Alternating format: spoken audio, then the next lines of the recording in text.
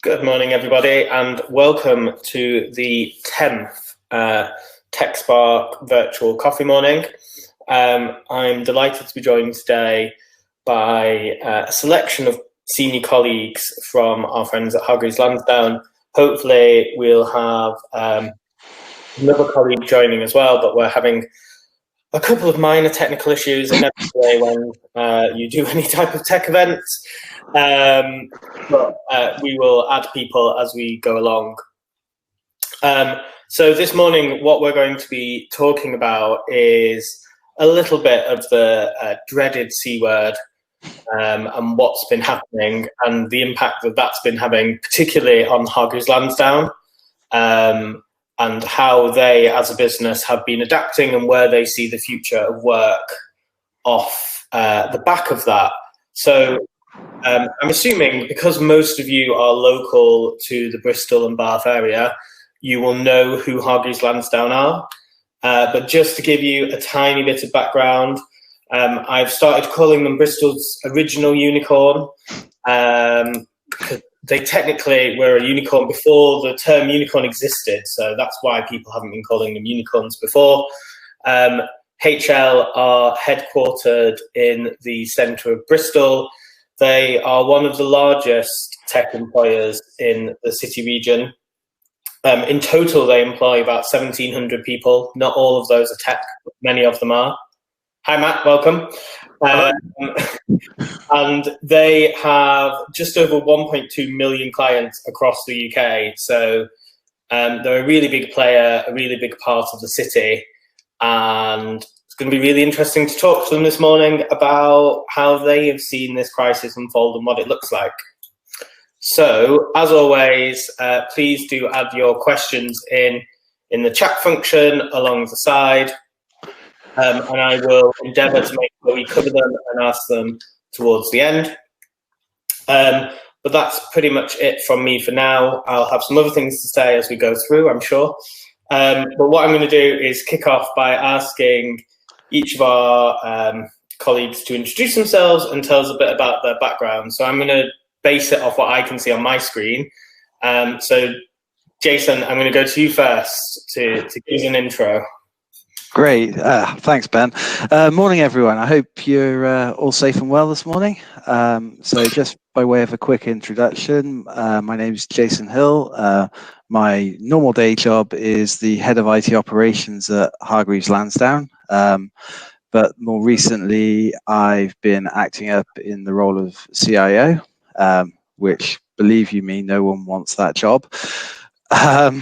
I started at HL about 14 years ago as a DBA of all things, and worked my way through various tech roles here. Prior to HL, I worked for the Kerry Group. They don't make Kerry gold butter, but they do make food. After that, I was at Vista and also a brief stint at Nortel Networks. So, yeah, it's been a long time. And you could have got out of jail for some pretty serious crimes by now. Cool. John, would you like to introduce yourself? Hi, yeah. I'm Joe Kidd. I'm currently CISO at Hargreaves Lansdown, and I've been here for about 4.5 years. We can't hear you, John, I'm afraid. Ah, okay. Hang on.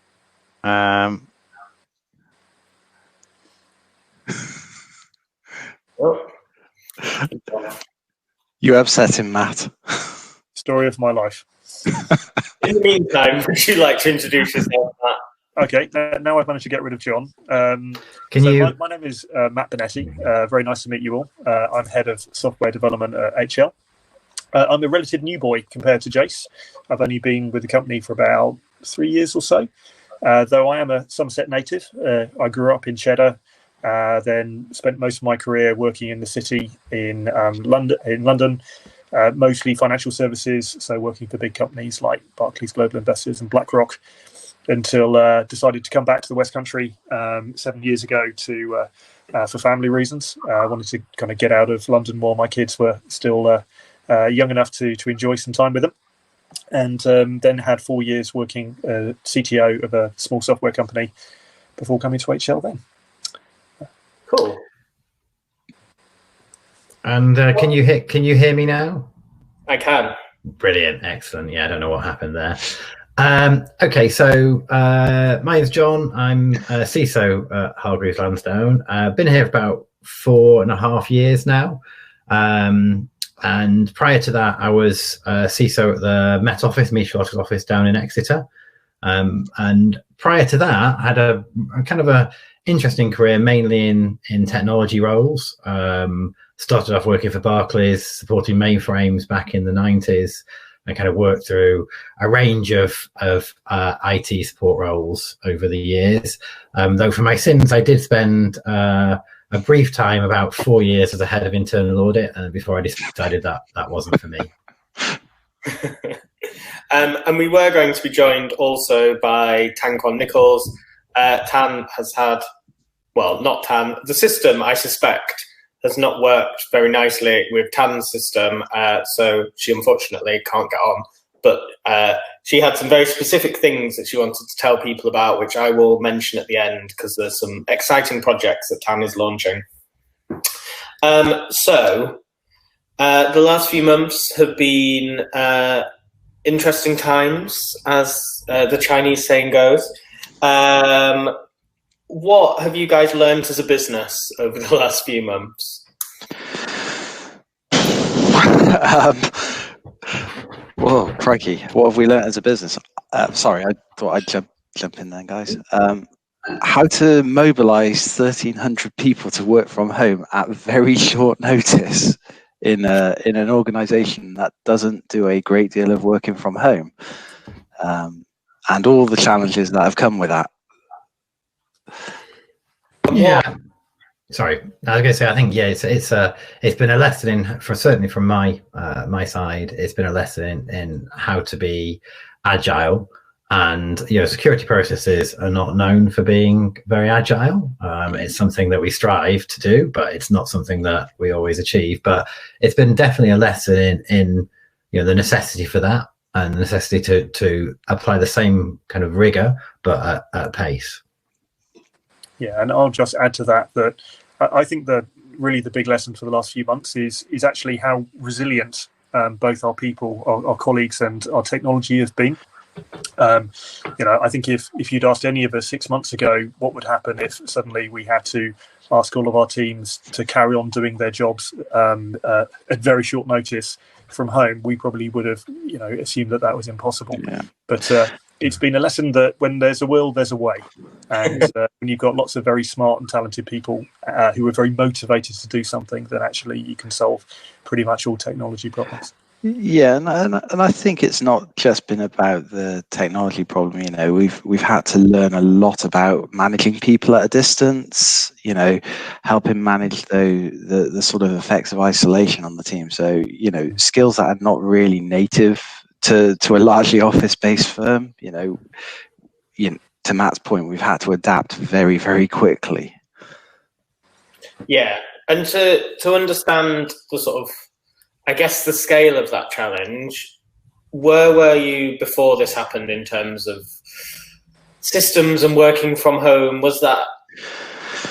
I understand it wasn't everybody was working from home anyway, and this was just let's not go in the office? Yeah, I mean, where were we before? I mean, we're what, 1,700 people? We've got a contingent of about 100 colleagues that work from home normally. Prior to this, you'd have probably had another 100 on top of that who'd sort of ad hoc be in and out of the office. So, I mean, it's totally polar opposite to how we started. Yeah, and although we've always supported flexible working, one of the interesting things I found is that there's a world of difference between having one day or an afternoon working from home and then going into the office for the rest of the time, which is perhaps what most of our colleagues have been familiar with. But then doing it all the time just raises a whole new different ranges of challenges, which, as Jay says, are really more to do with human interaction rather than the technology, which I guess is always needs to be there whether you're working from home for an afternoon or the entire week. And I think that's a really good point, Matt, because I think with the technology, we were on that journey already. And although not the scale we're doing it now, we were able to accelerate that. But it's the people aspect, because we having people permanently working from home at that scale is something the organisation has never ever experienced before. I mean, purely from a technology side, I mean, we've been really lucky. We had some of the key pieces in place, things like our virtual desktop platform, bandwidth, that was a really interesting challenge to overcome when we mobilized this. So there's a little bit of good fortune in there, I think. So I guess in terms of your approach and the stack, when I was talking to John the other day, we were talking about lots of what you're talking about. You had the capability, and it was sort of there, but not necessarily always at the top of the priority list to enable people to be able to work from home. And obviously that quite swiftly changed. Yeah, definitely quite swiftly changed. It was probably one of those unusual situations that you probably come across once in your career where your boss essentially turns to you and said, right, just go spend what you need, get this done. And we actually managed to pivot round and really accelerate the path of things like our O365 rollout, which if we hadn't have had that in train, we wouldn't be doing what we're doing now, basically. Yeah, we certainly wouldn't have John and Matt here. Yeah, there's certainly one bit of context that will help explain a bit of our journey over the last couple of years too, which is if you were to rewind the clock 3 years, we were used to everyone being in one single office, our Bristol headquarters. We didn't have anyone else, any other offices elsewhere in England or further afield. And 3 years ago, we opened an office in Warsaw in Poland, our tech hub called HL Tech. And actually, that's one of the things which has started us down the path of using tools like Zoom, for example. We were well on the journey for doing that as a way to actually work effectively between two sites.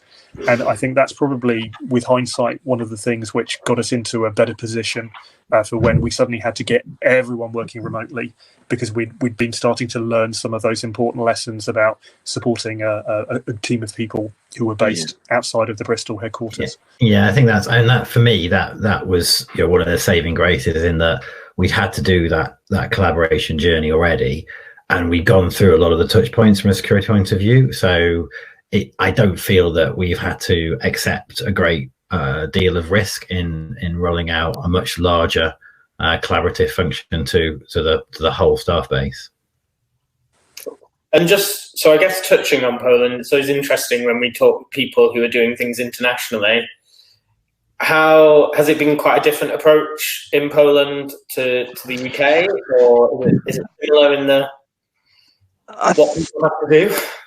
I mean, the approach that the government has taken in Poland, certainly from sort of talking to the general manager out there, has been it's probably been a lot more stricter than what we've done in the UK, and they moved a lot quicker than we did. So we were able to really observe what they were doing and use a bit of what was going on there to anticipate how we will need to react when it inevitably reached the UK, which was only a week later, but it gave us a little bit more thinking time.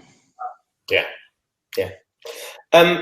John, I guess particularly to what you're doing, HL handles a huge amount of very sensitive data. How do you square that at the moment with making sure that there's safe and secure remote working? So I think that's been, in the early stages, that's one of the key priorities, and that's that, if you can imagine, that's what the board are really interested in. We've got to do this, but how are we going to do it and maintain the security? So there's a lot of focus, and I think what we had to do is take all the security teams off what they were currently working on, put a lot of initiatives on hold, and just focus on this as the main thing that we did. And it really did involve a lot of collaborative working with all the teams that were implementing it, not just from technology but across the business. Yeah, because a lot of the things that we rolled out, technology-wise, the security was already baked in. But again, it's not so much around the technology risks. There's also the risks of people in wide dispersed environments, we don't have that level of oversight over as we do in an office environment. And that's really where we had to put the effort in, working with the business teams, to look at what they do. As you can imagine, I've got an IAM, identity access management team. They were very, very busy, and we had to create a whole load of new controls. There's a whole load of new monitoring that's gone in to try and keep an eye on things that are going on, and just to make sure that we can maintain that view. And obviously it's something we need to do, as a company that really cares about protecting its clients' data and money. It's something that's really important to us. But you've always got the regulator over your shoulder as well. So even if we hadn't put as much effort into that, the regulator would have had a lot of scrutiny and been very involved in what we're doing. It's probably worth mentioning that where we are at the moment, the only people that we've now got back in the office are the people that categorically have to be there to support our clients who just don't have that digitalization ability. Some of the clients who can't interact with us as digitally as they may like, or we may like. But the majority of people are at the office, and that's across all roles. So I think in the ISMS, the security management system, we probably put enhancements in over about 40% of the key controls. And that's additional things that we were doing over and above what we did before. And I think that will just persist. That's going to have to be persisted now going forwards. And I guess there's so on the sort of the slightly softer side, there's probably a whole set of challenges that you've never had to deal with before. So I'm assuming a lot of your teams will be out living in shared accommodation, not necessarily having a private room that they can work from when they're at home. A whole set of challenges around that, of how you support people in a way that's safe, so accounts for their environment. Yeah, and that's key to it. And this is how we're looking at it in terms of roles. And this is where you have to work collaboratively with the business, because we've done assessments of every single member of staff working from home. And that's no easy task, but that's an assessment of entirely that working environment, and encouraging them to be honest about that, because we can do things, we can change the way that they work or what they work on. Simple things like where we've got colleagues that previously had the ability to take card payments, it's simply not as easily done in that sort of environment. So we've had to relook at that, relook at how we manage that through access roles, how we manage that through line management, and make sure that we've still got the same level of scrutiny and control, but people can also still do their jobs because we still have a business to run. So it's about really sitting back and looking at how everybody is working and how they're going to work going forwards. And maybe I'll pick up the softer side of this as well. I can see one of the questions in the chat is how you keep people motivated and focused when working from home. And certainly one of my experiences has been a reminder that everyone is different. What you say is absolutely true, Ben, that there are a lot of people who are finding it a lot harder to find the right environment in which they can work. But there's so many nuances to this. There's obviously people have got a lot of things going on in their family lives. They may be living with vulnerable people. They may have colleagues who are working for the NHS. In some ways, it's been a really good opportunity to find out a lot more about our colleagues and really who they are as individuals and what their circumstances are. And we've really been focusing on things like over communicating with them. We're always pushing out regular communications pretty much every day. Actually, when this all started, we're writing blog posts to share maybe some of the more social, informal things that are going on amongst our teams. We've got a huge focus on supporting mental health at the moment. We've made a huge amount more resources available for our teams, because we recognise that really one of the keys to making our teams motivated and focused to be engaged with the company is for us to recognise that we're all individuals, and people's experience of lockdown is completely different. And maybe some of the assumptions we might have made around people, how they would find it based on their age or whereabouts in the organisation that they might sit, there's a lot more nuance to it than that. And there's a kind of further interest in interesting thing that started emerging now, because obviously we've now got a group of colleagues who are at home. They've kind of worked out that. We've got a group of colleagues who've been in the office as well. And we're really conscious of those two different cultures developing out of step now. So a lot of the focus for us is now thinking about how we bring that one HL back together, how we get parity between those two groups, because otherwise in 6-7 months time, whatever it might be, when we all come out of this crazy situation, we're going to have conflicts between those groups because they work and think differently. So there's a lot of effort going into that, as Matt says. And thinking on those things, do you think has this opened up some opportunities long term? Do you think you've taken some learnings and you'll change some of the things you were doing and adapt? For me, I've said this to the kind of infrastructure and operations guys, my usual cohort. I've said if in the future I see any more than half of you in the office, I'm going to be really disappointed. Tongue in cheek, kind of, but I think just the fact that I've said that shows a real fundamental shift in mindset, and I think that counts for a lot of people across the organisation. Yeah, I think there's so many great opportunities here. A couple that spring instantly to mind is actually an opportunity to increase the diversity we have of people working in HL. I think that probably some people historically would have been put off coming to HL because of the fact that being a financial services company, very focused on customer service, an assumption that you would have to work full-time in the office to be a success here. I think actually realizing that we can work in a much more flexible ways will enable us to reach people who maybe would have been put off from coming to HL, which is a beautiful thing. I think that's going to allow us to reach out to different types of talent that maybe we wouldn't have done before as well.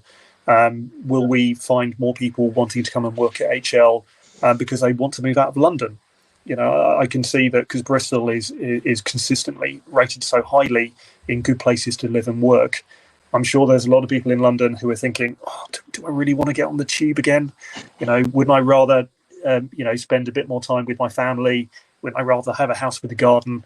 So I suspect we will start to see different areas of talent will be interested in coming to firms like HL and others across the Southwest too. I think that I'm really hoping that is the case, Matt, because certainly from my side, cyber skills are very, very hard to find, and London tends to absorb a lot of the talent. And I think we've got a huge amount to offer in the Bristol Bath area, and it would be a lot nicer to see cyber skills migrating over here. And I think generally you're going to see, maybe when new businesses start up, you're going to see they're not going to think to gravitate towards London now. That whole initial decision making, I think, will totally change, because it doesn't matter anymore. It's irrelevant. Yeah, well, and there's a really interesting, that piece of how much people value gardens and value being near parks has probably changed quite a lot in that. Yeah, it certainly wasn't something that we ever thought about when we bought this house until we needed it all of a sudden, and it's been appreciated much more. So thinking about, but specifically around talent and skills, I guess, where have you seen, I'm guessing there's certain areas where you've seen a huge uptick in demand and in need, and are there skill sets that you think in the future will be continuing to grow? I know cyber, particularly, and InfoSec is something that's grown exponentially over the last few years, but I guess if anything is going to continue to grow. I mean, from my perspective, I think the cyber skills market is growing, and I think as we move towards more dispersed working, certainly as organizations like ourselves adopt more use of cloud services, work with more third parties, and I can't see that changing, to be honest. I think it will just require an ever evolving and developing skills force in that area.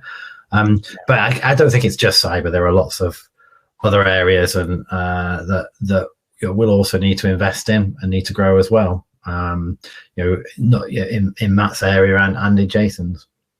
Yeah, I think we're going to see definitely more people looking for digital skills. Again, more and more people are moving their day-to-day lives or assuming that they'll interact in their day-to-day lives more digitally in future. I can see we're continually going to need UX guys. We're going to need more people who really understand what good customer experience really looks like across our websites and our mobile apps. Again, I think this is something that Bristol's very well placed, to actually to be a centre of excellence for. We've already seen that actually there's a really strong pipeline of talent on that CX UX side. And again, maybe it will draw more people towards Bristol as they see that more digital firms continuing to thrive in the West Country. Yeah. Cool.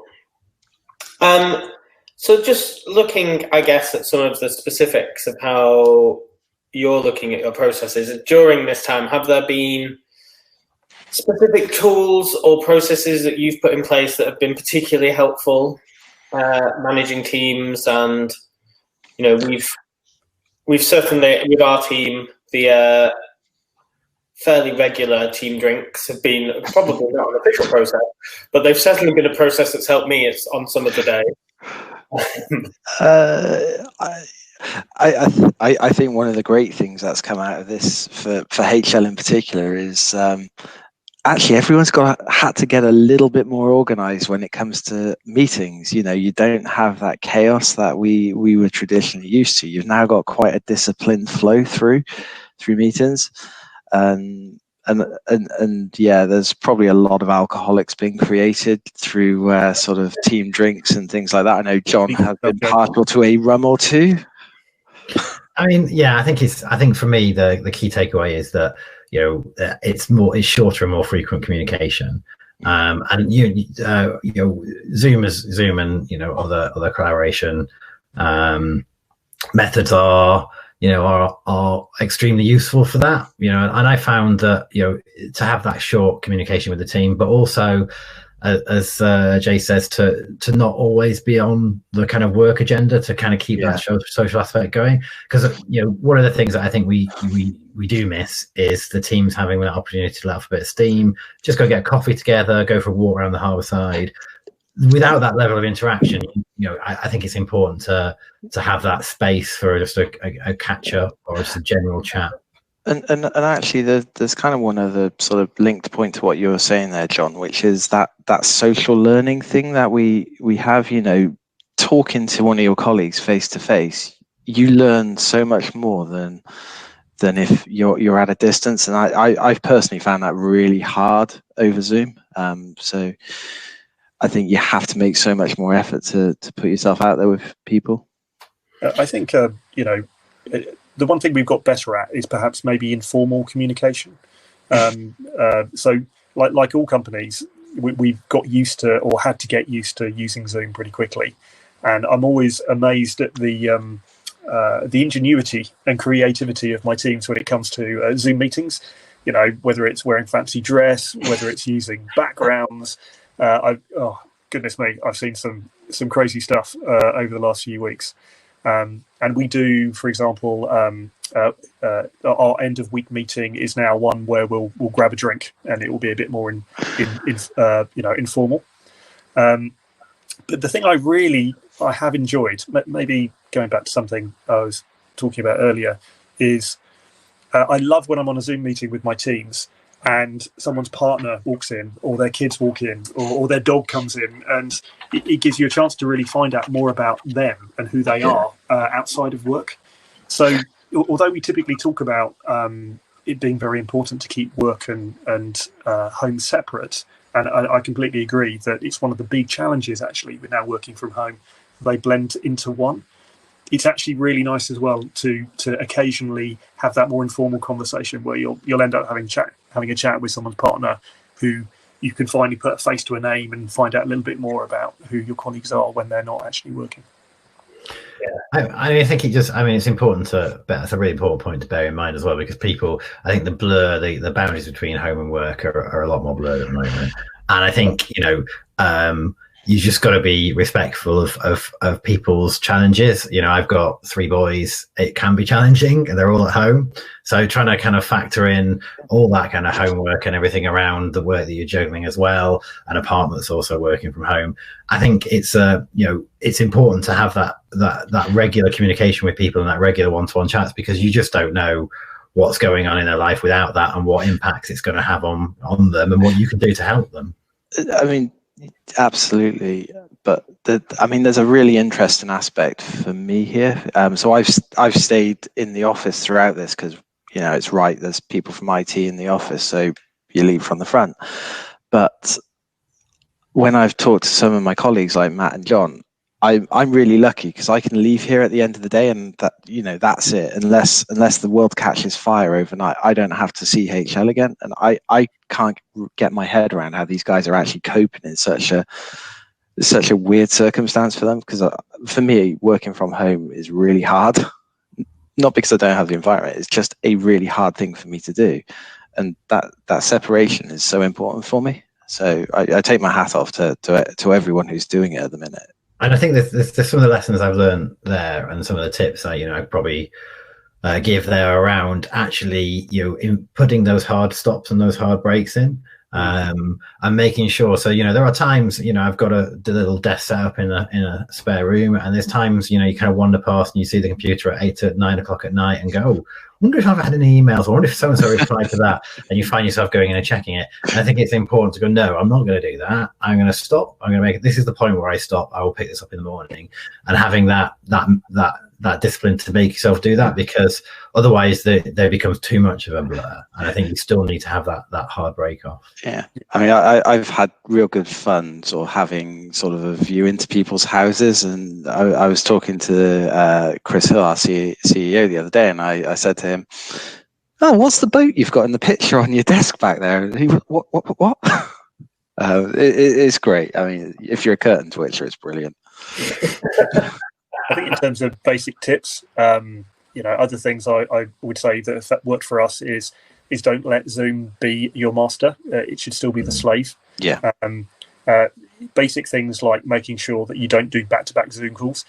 I'm sure I'm not the only one who's always busting for a wee when I've been on a call for like an hour and a half. I'm like, I've got 2 minutes before the next one starts. So I always make sure that I have a nice break between Zoom calls. I think you can also, I think it's important to let people leave in the middle of a Zoom call as well. Yes. Yeah, and I think that, make that clear at the start. If you need to go because, you have a painful bladder, then just go. I think it's, I think there is that kind of feeling you're tied to the screen, which shouldn't be the case. Yeah, there's definitely a lot of Zoom etiquette we've all had to learn over the course of this. I mean, I've raising hands in meetings, and I think we've started using polls and things like that in some of our manager meetings now, haven't we, Matt? Really, really great. 2 things inside Zoom which we he's going to break out. Were breakout rooms, which I can thoroughly recommend if you ever are trying to run a team meeting of, let's say, more than about 15 people. You can kind of temporarily break out into sub rooms to go and kind of talk about things in smaller groups, which we found very useful to enable maybe some of our colleagues who are less confident in speaking up to allow them to have their say. And there's also a setting called I think it's non-verbal feedback, which allows people to say yes, no, please can you speed up, please can you slow down. It's kind of like raise hands, but there's more things that you can actually signify, and that has been, again, very useful for when you've got any kind of size of meeting, just because otherwise it's a bit of a bun fight. Yeah, I sit on a board that meets every week at the moment because it's a crisis board, and there's 36 of us on it, so 36 people on a Zoom call is too many to have on an actual screen. And those types of things, if you don't have them, it just doesn't work. I know one of the things that a couple of our teams have been using and I've used a bit, that's been really effective, particularly while we've been at home, is the Pomodoro Method, which is you can get lots of extensions. I have one for Chrome, and it's a focused period of work for 25 minutes, and you can have an automatic countdown, and then it gives you a 5-minute break. And it's sort of, when I've used it, it's been great at replicating that piece of normally if I was in the office, within half an hour, somebody would have come and had a chat with me about something, and I would have had, otherwise there's only so much focused effort you can put into something before not productive. And it's been great at replicating some of that. So we have a couple of questions from the audience. So we'll cover some of those, and then I have a couple more, well, a final question, which is a question that I ask all the time, which I'll let you have a think about, which is, what do you think is unique and makes the Bristol and Bath tech community stand out? And you all have to give unique answers. That's the challenge. Okay, whilst you're thinking about that, a couple of questions from our audience. Chris had asked, particularly for John, I guess, a CISO recently stated that cyber threats have increased by 500% over this period. Do you agree? And are you actively addressing this increased risk? Well, yeah, it's interesting. So the type of cyber threats hasn't necessarily increased, but cyber criminals have seen the opportunity to exploit COVID-19, and the number of phishing, malware, and just general spam that you get in the COVID-19 space has increased. We've seen a huge big uptake in that, and that's something that we're tracking weekly, and I'm reporting onto the exec weekly, because I think that's the risk at the moment. We've got lots of people working remotely. Cyber criminals see it as an opportunity. Credential harvesting is one of the key areas that's continuously being bombarded with phishing emails, because they realise that people are working in a remote environment and they may be more susceptible to that. So really, for us, there's a number of things. We're lucky enough as a financial services company to have our own security operations centre. They're very active in trying to get a head start using cyber intelligence on the kind of campaigns that are coming through and preparing for those and putting blocks in. But also equally, we are doing a lot of support, training, and awareness. We have a network of security champions across the business, and we brief them regularly on what we're seeing and what to look out for, because I think the human aspect is always the thing. And the cyber threat, at the moment, it's opportunistic. Cyber criminals are putting a lot of effort into this, but it will continue. And whether it's COVID-19 or something else, there's always this level of targeted attacks that goes on. I also think just kind of one more point for everyone out there is test your cyber response capabilities in this working environment. You may not be as effective at it as you might think with a dispersed team. So we've recently run an exercise, haven't we, John, to just see what our capabilities are and whether our vulnerability landscape's changed at all. Interesting results. Yeah, I think it's if you can do that, and in whatever way you do that, whether you want to invest in a full red team exercise or whether you want to just do some targeted work, I think it's really important to get that view, because however under the current circumstances, however you think your control environment is set up and how your protective mechanisms are set up, there will always be things that are different or things you might not have thought of. And a really good shaking it down and exercise or regular exercises does help. And even if you don't want to go down the full, paying somebody to try and hack your route, you can do a lot of desktop exercises and just do walkthroughs and come up with some scenarios and put yourself into the mindset of a hacker, which can be quite interesting sometimes. And think, if you were going to try and hack us, how would you do it? And I think those are they're really useful things to do. And if anyone's got any ideas on how they would hack us, please tell John so we can defend against it. So Will has a slightly more general question, I guess. What do you think the big market trends and challenges for HL are going to be over the next few years? I think there's a few. Some of them were really in flight anyway. Maybe COVID is going to accelerate that. we're seeing more and more people want to do things electronically and digitally. Not really any great surprise there. I think also that people are increasingly conscious of long-term investing. But perhaps one of the things which may have been surprising is that although clearly stock markets have been incredibly volatile, really that's highlighting a greater need for what HL does. Our purpose is to help people to invest with confidence, and it's that confidence piece which really is something which is increasingly important, I think, because in an ever-changing and uncertain world, people want to know that there's some things that they can have confidence over. So, making investing simpler for people, more accessible, to be more transparent, maybe, a key trends that I can see are going to be true across financial services, really. And, we're lucky that HL is in a great place to be able to kind of meet those market needs.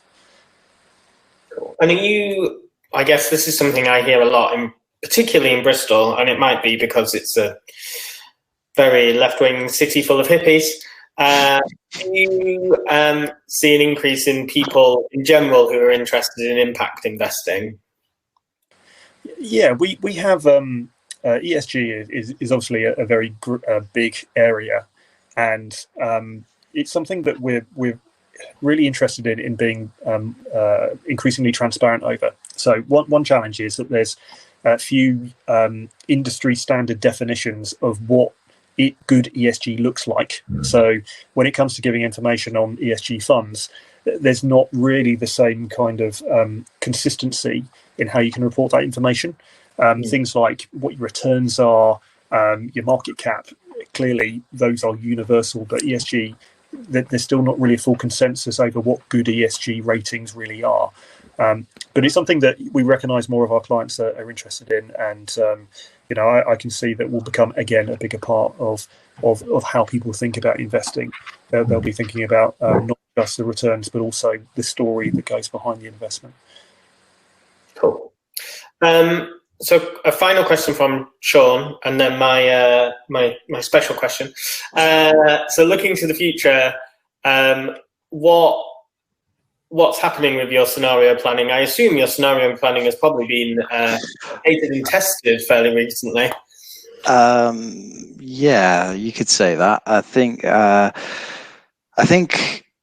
scenario planning, we had some pandemic planning, and largely it was usable, but I think some of the assumptions that were made in that planning, we've got to go back and revisit it.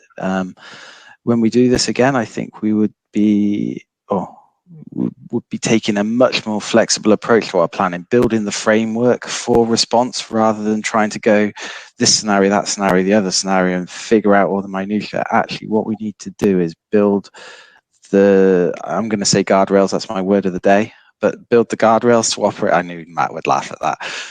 Build the guardrails to operate in those scenario plans. So in a pandemic plan, you'll I don't know, move your staff between all of your buildings around core functions. So you've got fire breaks between people. But I need to put a bit more thought on how we would deal with the scenario planning now with all this capability working from home. I mean, that's an entirely new dimension for us. I was just gonna say it's I think it's extremely, what COVID-19 has proved is scenario planning is not, always the silver bullet. I'm old enough to have been involved in various different scenario planning for the swine flu epidemic a number of years ago, and it's sort of, my view is I don't think we've moved on a lot in terms of how we approach it. As I think across the industry, and I think nobody in any of the scenario plans probably would have anticipated this to the extent and the impact of the extent that COVID-19 had. Even scenario plans that considered the impact on how you move your staff and where your staff are and how you deal with your customer base would have not anticipated the cyber that we've just talked about, and how that spiked and the impact of that. So I think it's what we need to do as an industry is to basically just approach scenario planning in a more fluid way, more frequent, more looking at wider scenarios and having that built-in ability to adapt. Yeah, and not taking, and for me, not taking false comfort in having things like SunGuard and those kind of DAISY, those kind of facilities available, because actually throughout this, they have not been open to anyone who needs them. John, is it true that you're involved in the scenario planning for the Spanish flu? Not unfortunately, not that old, Matt, but thank you. I did when you were saying, and I remember when I thought, I hope he's not going to say Y2K. He was actually involved in the COBOL programs for Y2K. Yeah, I did do the Y2K program at Barclays for all the mainframe side of things, but I was very young then. That's why he went into audit. I was having a chat with one of my team not so long ago when I had to explain what the Y2K thing was, and they then made my head explode by telling me they were 4 or 2 or something like that when that happened. So yeah, we're all getting older, unfortunately. And a lot greyer, eh, Matt? Very true, very true. Sorry, I can't talk. So a final question then. Who wants to tell me what they think makes the Bristol and Bath tech community unique? Matt, go ahead. Okay, so probably a bit of a cliche, but I think that it's the collaboration that there is here. I'll give you, by a counter-example, my experience of working in London, where I have spent the majority of my career. In London, technology felt more of a competitive sport. There was, maybe it's changed since I've moved out, but it was always a little bit more that you kept your cards very close to your chest. Whereas the thing that I really genuinely love about working at Bristol is people follow the mantra that a rising tide kind of raises all boats. There's a lot more sharing because they recognise that actually it's beneficial for all of us in the long run. So I would say that the thing that really I like most about, and it is unique to Bristol from my experience anyway, is just that sense of collaboration there is on the technology side. Anything to add to that, Jace, John? I'd just say I think there's a wealth of opportunities and a lot of investment into startups. One of the startups that we've been involved with from a cyber point of view is Immersive Labs, which I think is a great firm, and we've seen them from the beginning evolve. And I think there's that opportunity in this area to do that. And from a kind of unique perspective, just to build on what Matt was saying, I think that Bristol has some amazing rum bars. And when it comes to collaboration, rum is the way to collaborate. It is indeed. Right. So I think we'll finish there because we've talked for 50 minutes or so. Laura, I'm sorry you are slightly too late, but some of the guys may well be able to go into the zone, and I'm sure would be happy to have a chat face-to-face around that. As promised, Tan wanted to speak to you about a new program that she's going to be running. For any of you that don't know Tan heads up digital innovation program at UE, the University of the West of England. So there's a new program which is supporting any small businesses in the West of England, which is Bristol, Bath, South Gloss and North Somerset. And it's helping businesses who want to roll out any digital innovation in their business. So that might be, we want to build a new platform and a new system so we can get to new markets. It might be, actually what we've realized when we've been at home is that we need a much better communication tool. It might be, we need, if you're very boring, you might just want a newer CRM. Anything that's around innovation in your business that can help. It doesn't have to be something that you build yourself. It can be something you buy off the shelf. And she can give you grants of, I believe, up to £40,000 towards that. So quite a significant sum of money if you're a small business. TechSPARK will, I have no doubt, be writing much more about it in the next couple of days. So I know everybody here looks at TechSPARK's website every day, including me. But if you want specifically to know about Tan's program, please look at www.digitalinnovationfund.co.uk. and we'll share those details with everybody afterwards as well. So that's it from me. Thank you so much to Jason, Matt, and John for joining us today. It's been really interesting. There's been some really great and insightful points brought out.